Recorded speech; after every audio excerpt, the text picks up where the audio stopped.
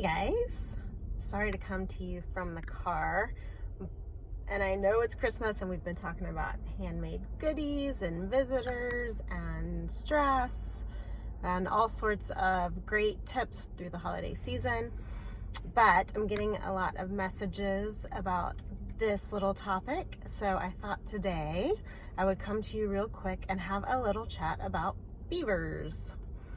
Fevers. The poor little fever has been so misunderstood for centuries. People have treated fevers in so many different ways. In fact, I ran across this the other day and I couldn't pass it up, so bear with me for just a second. But centuries ago, people used to do what's called bloodletting. And you would go to your barber and he would stick your blood vessel in your wrist with one of these lathes and drain a pint of blood from you if you had a fever. Now, how effective do you think that was, guys? It often did get rid of the fever, but they often also didn't live very long thereafter. In fact, George Washington, I believe this is right, somebody can double check me, I believe it was George Washington that died shortly after a bloodletting. So people have, and still do to this very day, treat fever as though fever is the bad guy. We all get terrified. My husband had febrile seizures growing up. My oldest daughter gets very high fevers with any insult. I mean, a tooth could come in and she'll spike. So I get it. It's scary. Seizures can happen. Cellular death can happen. I get it. Super scary. But the fever is not the bad guy. The fever is happening in most cases because of a foreign invader, because of a really bad guy inside our bodies. And our body utilizes the fever to kill that bad guy. So what do you think happens when we try to eliminate the fever, the symptom of the bad guy? Well, the bad guy's inside doing a dance because we just got rid of our bodies, one of our body's major mechanisms for removing him. So I want us to kind of shift our thinking on fevers a little bit. A fever up to 104 is fairly normal. I know that gets scary. Cellular death does not happen until 105.5 on up, okay? So you have room, and I get it, it's scary. I have sat many a nights holding my babies, checking them, supporting them through the whole night, ice under the armpits, lemon oil over and over again. It's scary. I totally get it, and everybody has to do what they are comfortable with and what suits their family. But what I'm urging us all to do is recognize that it's not the fever that's the problem. It's something going on inside our bodies that's the problem. So your homework assignment for the day is to go review my wellness protocols and my fever protocols in the hub, and you'll notice there's a lot of overlapping there. And there's a reason for that, because we're trying to help our bodies do what it's supposed to do.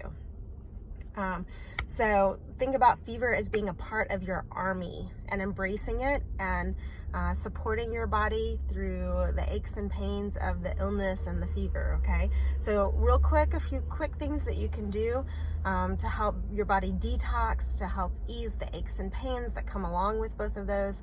And Epsom salt soaks is amazing. Please buy the plain ones, not the fragrant ones. Of course, you know where I get mine from. Costco is 2 huge bags for like $8 or something ridiculous like that. And I keep them stocked, and you just pour half a cup in your bath. If you have lemon essential oil, thieves essential oil, frankincense essential oil, put a few drops on that. Peace and calming, pan away. Those are all amazing for helping your body relax and to detox and to support wellness with higher frequencies. So you drop those right on your salts, run hot water over it, and soak at least 15 to 20 minutes to really get the goodness of that magnesium and the essential oils. So and you can, if it's your kid, I've put them in the bath twice in a day. No harm in that, or soak the feet. So then we also need to talk, there are a lot of studies that show almost all illnesses are related to D3 and mineral deficiencies. So we always extra load D3 And I always have amino wise in my house because it has amino acids, it has our zinc and other imperative minerals, and it has electrolytes. And so if you're not eating and drinking, or maybe you're losing some of that, some of your bodily fluids, or even if it's just for muscle aches and pains and recovery, I always have amino wise in my house for fevers, for workouts, for hot days. So that's a great option. There are other things you can use, but that's just kind of an easy all-in-one powder that you add to your water. It tastes great. Done. Calcium is in there as well, but we do load, there's something called Super Cal that has calcium, magnesium, and D3, so we do take that extra during those times. Cut your sugars, you know I'm gonna, everybody say it with me, cut your sugars. And then back in the day, chicken noodle soup, there's a reason it helped. Today's canned chicken noodle soup, not so much, but it's the broth. That homemade broth is so nourishing for your bodies. It has a lot of those things I just mentioned in it. So grab you a good broth, or make you a good broth, add a little Redmond's real salt to it, again, to get those minerals you need. Warm it up just a touch, and drink it. It's delicious. I add a drop of thyme to mine because that's amazing immune support, thyme vitality oil, and it tastes good too. So I'll add 1 to 2 drops of thyme to the entire batch of broth, and then drink a cup of it. So anywho, sorry this is a little longer than our usuals, but I felt like that was important.